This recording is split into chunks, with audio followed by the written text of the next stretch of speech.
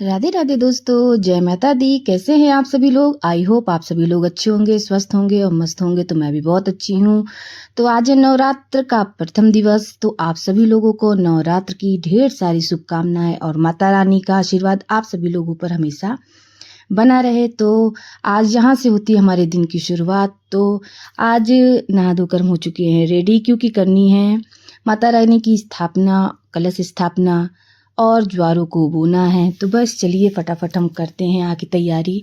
तो हमने ले लिया था एक टेबल और उस पर बिछा दिए थे लाल वस्त्र, क्योंकि माता रानी को लाल वस्त्र पर स्थापित करना बहुत ही शुभ माना जाता है। तो बस फटाफट हमने लिया है पीतल का कलश और उसमें रख दिए हैं गंगा जल और उसमें डाल दिया है थोड़ी सी हल्दी की गांठ, लौंग, थोड़े से चावल के दाने और कुछ सिक्के। तो बस उसके बाद हमने लिया एक कटोरी में चावल, जिसको अक्षत भी कहते हैं, और लिए हैं कि आम के पत्ते, 5 पत्ते या 7 पत्ते जो भी आपको मिल सके। तो बस हमने 5 पत्ते को ही लोटे में डालकर उसके ऊपर रख दिए थे चावल। और बस अब नारियल को चुंदरी से लपेटकर रक्षा सूत्र से बांध देते हैं। और ये रक्षा सूत्र आप लोग 9 बार अवश्य बांधिएगा। तो हमारा नारियल भी बनकर तैयार हो गया है और माता रानी को हमने बैठा दिया है उनके आसन पर।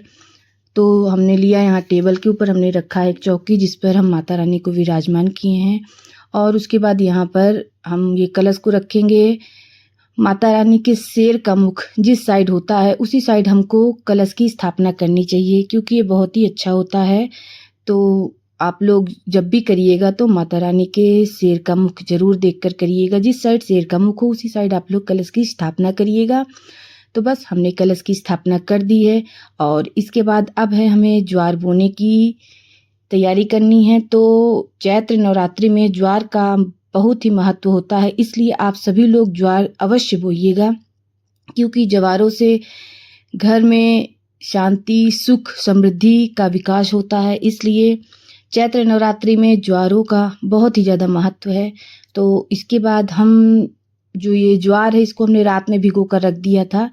तो अगर जो रात में नहीं भिगो पाते हैं तो वो तुरंत भी ज्वार बो सकते हैं। तो हमने रात में इसको भिगो कर रख दिया धुलकर। और ये है गंगा जी की मिट्टी, जो कि बहुत ही पवित्र मानी जाती है। तो बस हमने वहाँ से लेकर आए थे। और इसके बाद ये है कसौला, जो मिट्टी का होता है, इसमें हमने रख दिया था सूखी।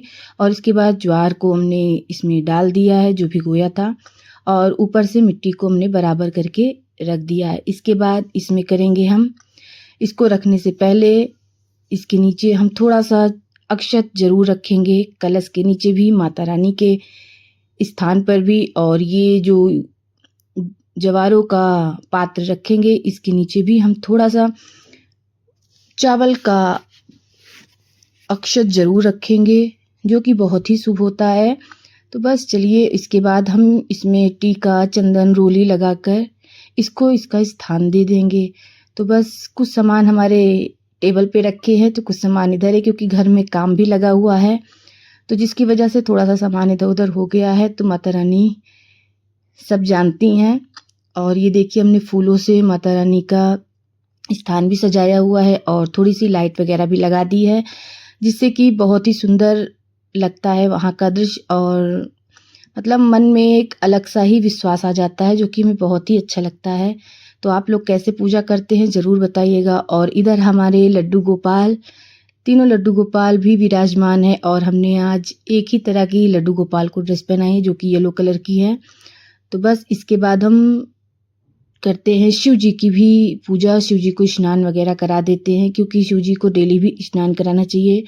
तो बस इनको स्नान करा के और सूती वस्त्र से पोंछकर इनको हम इनके स्थान पर बैठा देंगे।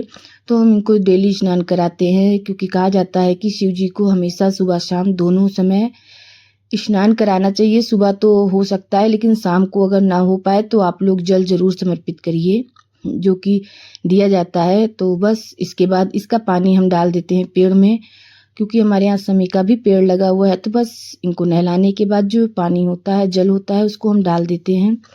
तो बस यहाँ पर हम सभी भगवान के ऊपर जल अर्पित करेंगे। और जल अर्पित करने के बाद हम ज्वारों पर भी जल को अर्पित करेंगे, जिससे कि ज्वार हरे भरे बने रहें, सूखे ना।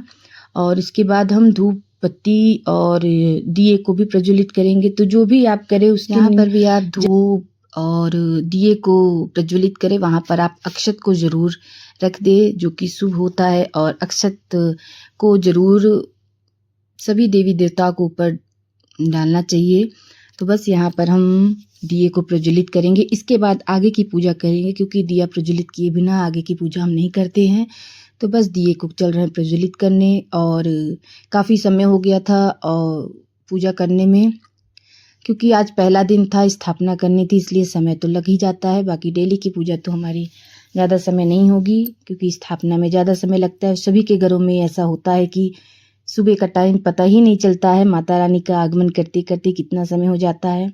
तो इसके बाद हम सभी भोग को निकाल लेंगे। तो यहाँ पर हमने बताशों का भोग और पंचमेवा और जो होते हैं फ्रूट वगैरह सभी का भोग निकाला था। और इसमें सबसे ज़्यादा ये रहता है कि आप पान, सुपारी, लौंग, इलायची, इसका भी भोग माता रानी को ज़रूर चढ़ेगा। और जो लौंग चढ़ाइएगा उसका फूल मत तोड़िएगा, क्योंकि वही फूल ही माता रानी को अर्पित किया जाता है। और इसके बाद लड्डू गोपाल के लिए भी हम भोग निकाल देते हैं। सबका अलग अलग भोग हमने लगा दिया था, और उसके बाद हमने सभी को भोग अर्पित किया, जो कि बहुत ही अच्छा लग रहा था। मन बहुत ही ज़्यादा प्रसन्न हो रहा था, और जैसे लग रहा था कि बस माता रानी अब हमारे घर पर पधार चुकी हैं।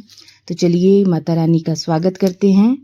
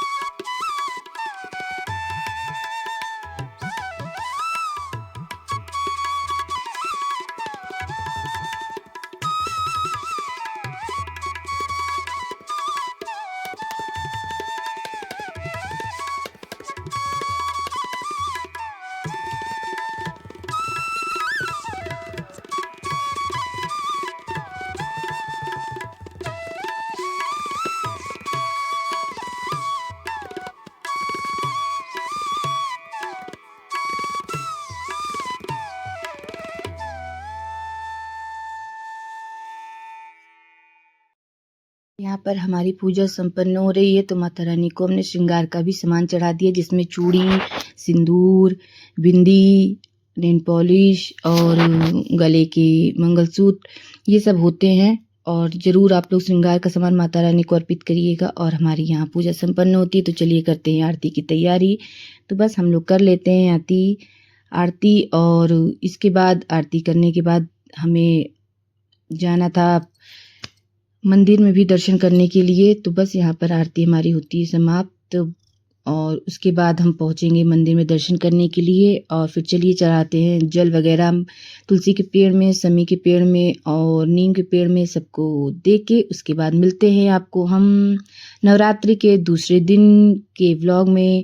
तो यहाँ पर हमारा व्लॉग आज होता है समाप्त। तो आप लोग को हमारा यह छोटा सा व्लॉग कैसा लगा ज़रूर बताइएगा। और आप लोग देख ही रहे कि हमारी मंदिर कितनी ही ज़्यादा खूबसूरत लग रही है, बहुत ही ज़्यादा सुंदर लग रही है। तो अगर आप लोग को अच्छा लगा हमारा व्लॉग तो ज़्यादा से ज़्यादा लाइक करिएगा, सब्सक्राइब करिएगा और शेयर भी करिएगा। तो आप लोग अपने घर पर पूजा कैसे करते हैं ज़रूर बताइएगा। माता रानी का श्रृंगार कैसे करते हैं, लड्डू गोपाल का श्रृंगार कैसे करते हैं, जवारों को बोते हैं कि नहीं बोते हैं। तो ये सब जानकारी आप लोग प्लीज़ हमें भी बताइएगा। तब तक मिलते हैं आपको अपने नेक्स्ट व्लॉग में। तब तक के लिए जय माता दी। माता रानी की कृपा आप सभी लोगों पर हमेशा बनी रहे। राधे राधे।